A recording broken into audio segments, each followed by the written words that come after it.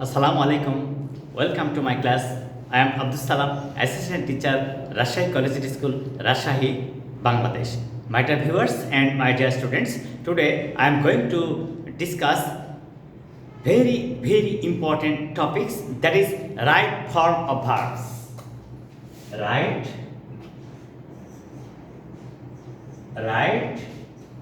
form of verbs. এই টপিকসটা এমনই important যা প্রাইমারি স্কুল থেকে শুরু করে মাস্টার্স পর্যন্ত সবার জন্য একই নিয়ম হয় এবং সবাইকে এই নিয়ম ফলো করেই সেন্টেন্স লিখতে হয় এবং যে কোনো জব টেস্ট এবং যে কোনো পাবলিক টেস্ট হোক বা পাবলিক এক্সাম হোক এই নিয়মগুলো ফলো করেই সেন্টেন্স লিখতে হয় বা শূন্যস্থান পূরণ করতে হয়। তাহলে শুরু করা যাক। হি ফিনিশ হিজ ওয়ার্কস রেগুলারলি।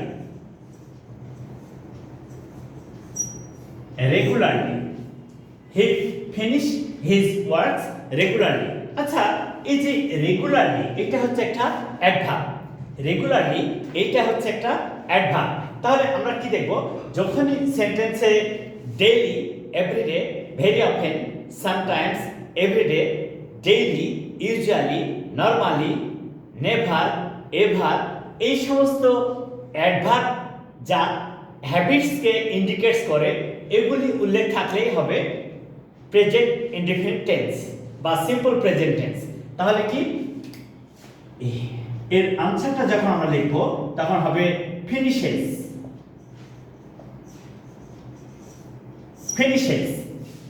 কেন হলো? এখানে বলছে যে প্রথম সূত্র রেগুলারলি, এটা বলছে এটা সিম্পল প্রেজেন্ট টেন্স। তারপরে দেখব subject third person singular number, তাহলে ভার্বের শেষে এস বা ইএস যুক্ত হয়। এভাবে আমরা এই প্রেজেন্ট ইনডেফিনিট টেন্সের যে সমস্ত প্রবলেমস থাকবে সেগুলি সলভ করব। আশা করি তোমাদের প্রেজেন্ট ইনডেফিনিট টেন্স নিয়ে আর কোনো সমস্যা নেই। তাহলে এখানে প্রেজেন্ট ইনডেফিনিট টেন্সের স্ট্রাকচারটা কি? Subject plus base form of verb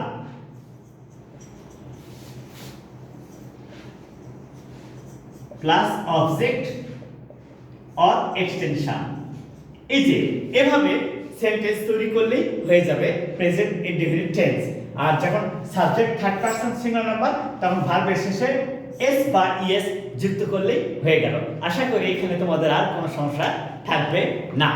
এবারে আমরা দ্বিতীয় নিয়মটা কি হবে সেই দিকে যাচ্ছি। সেটা অবশ্য এই প্রেজেন্ট ইনডেফিনিট টেন্স নিয়েই হবে, কিন্তু একটু ভিন্ন ধরনের। এটা যেমন অভ্যাসের কথা বললো, ওইটা কেমন হয় দেখা যাক। The moon shine at night.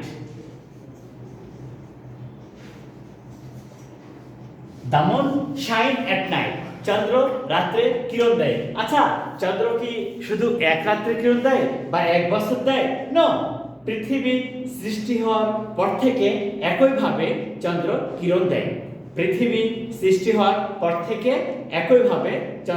কিরণ দেয়। তাহলে এটা ইউনিভার্সাল ট্রুথ, একে বলে ইউনিভার্সাল ট্রুথ বা চিরন্তন সত্য।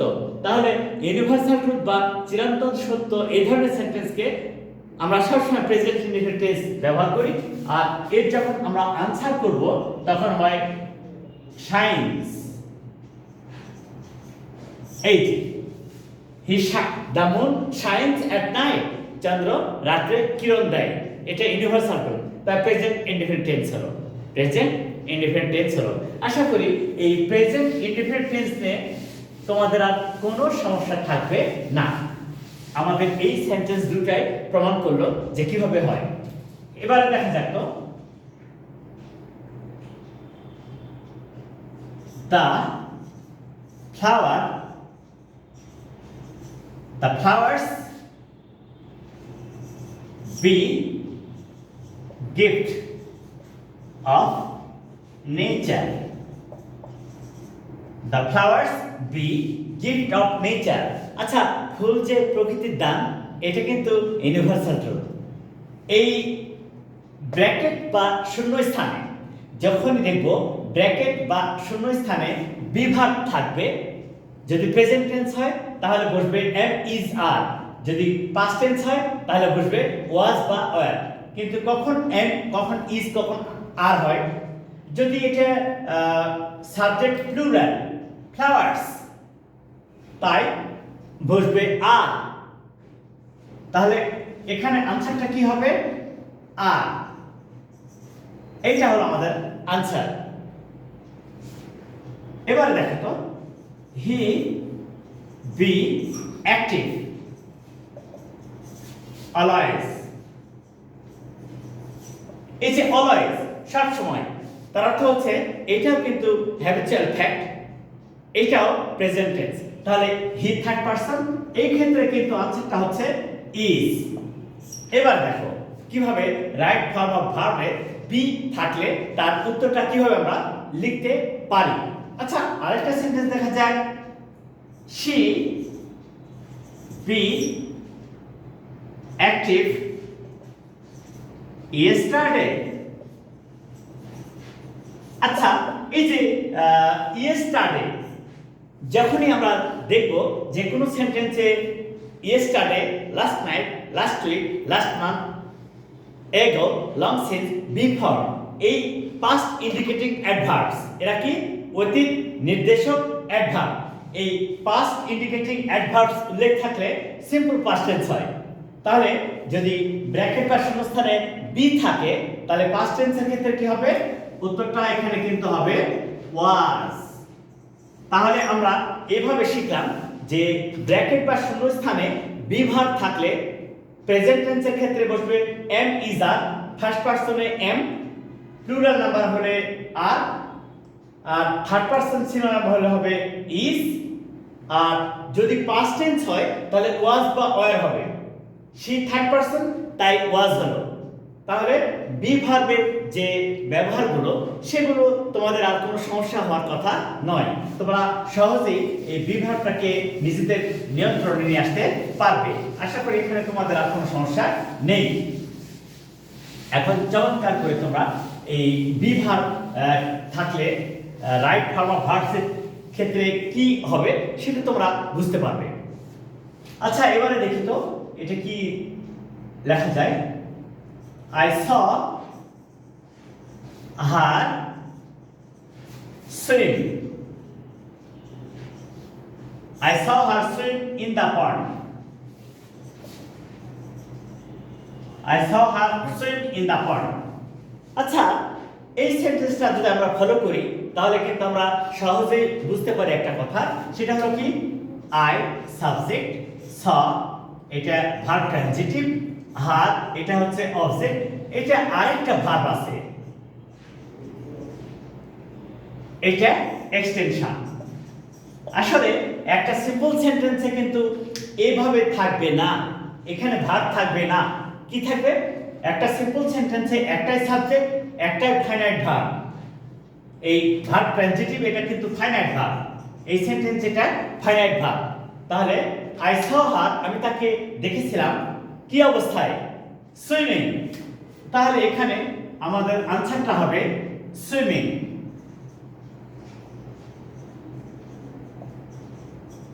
এই যে swimming, I saw her swimming, আমি তাকে সাঁতরানো অবস্থায় দেখেছিলাম।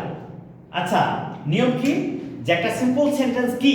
সিম্পল সেন্টেন্স হচ্ছে ওই সেন্টেন্স যেখানে একটাই সাবজেক্ট, একটাই ফাইনাইট ভার্ব, তারপরে অবজেক্ট বা এক্সটেনশন থাকে, এখানে কোনো কনজাংশন থাকে না। তবে যদি দ্বিতীয় ভার্ব থাকে ফাইনাইট ভার্বের পরে, সেই ভার্বের সাথে আইএনজি যুক্ত হয়।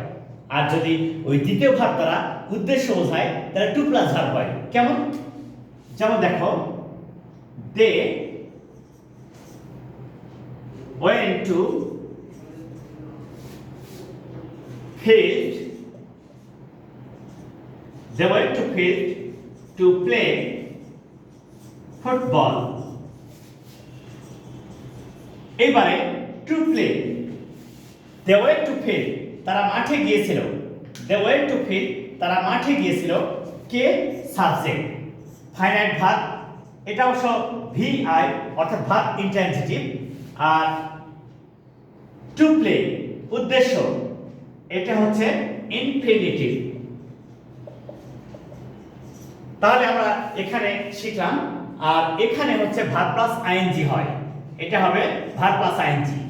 তাহলে আমরা এখানে শিখবো যে একটা সিম্পল সেন্টেন্সে একটাই সাবজেক্ট একটাই ফাইনাইট ভার্ব থাকে, সিম্পল সেন্টেন্সে কোনো কনজাংশন থাকে না, তবে এক বা একাধিক নন ফাইনাইট ভার্ব থাকতে পারে। সেই নন ফাইনাইট ভার্ব কি, দ্বিতীয় ভার্ব দ্বারা যদি moving on action, going on action, continuous action বোঝায় তাহলে ভার্ব প্লাস আইএনজি হয়। আর দ্বিতীয় ভার্ব দ্বারা যদি দ্য পারপাস অফ অ্যাকশন অর্থাৎ কোনো কাজের উদ্দেশ্য বোঝায়, দ্য পারপাস অফ অ্যাকশন যদি কোনো কাজের উদ্দেশ্য বোঝায় তাহলে টু প্লাস ভার্ব হয়, তাহলে টু প্লে খেলতে। আবার আরেকটা সেন্টেন্স দেখো, she went to market to buy a book। এই যে দেখো টু বাই, তিনি বাজারে গেছেন, উদ্দেশ্য কি, একটা বই কিনতে। তিনি বাজারে গেছেন, উদ্দেশ্য একটা বই ক্রয় করা, তাহলে টু প্লাস ভার্ব হলো। এই ক্ষেত্রে আমরা দেখলাম যে সিম্পল সেন্টেন্স কি এবং সিম্পল সেন্টেন্সে ফাইনাইট ভার্বের পরে আবার যদি ভার্ব থাকে তাহলে কি হয় সেটা নিয়ে আমরা কাজ করলাম। আশা করি এখানে তোমাদের আর কোনো সমস্যা নেই, একদম নাম সিম্পল সেন্টেন্স আর কাজটাও সিম্পল, একবার সহজেই আমরা এটা করতে পারলাম। এখানে তোমাদের আর কোনো সমস্যা থাকার কথা নয়। এবার দেখো,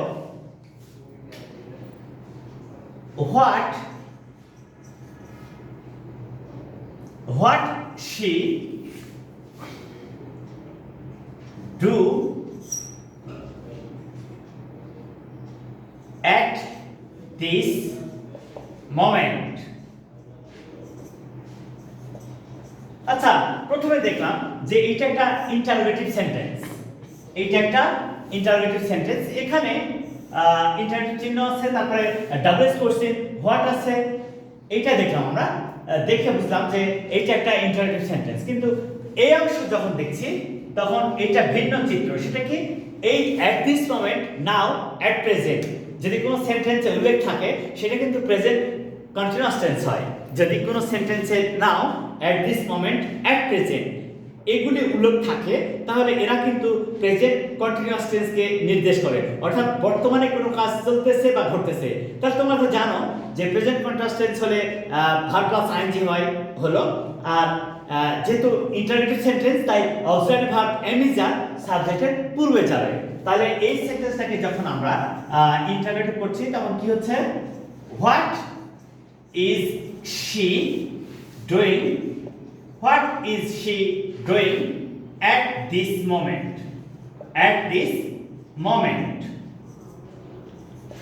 তিনি এই মুহূর্তে কি করতেছেন।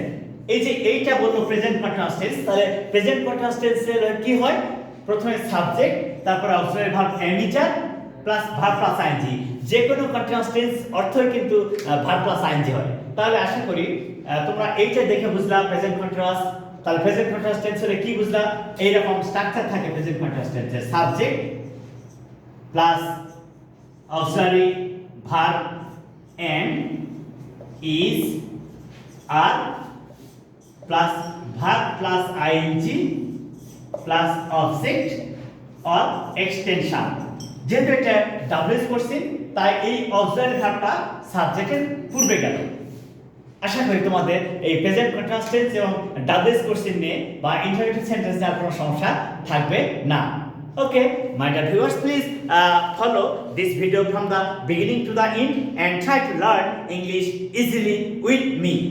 Assalamu alaikum.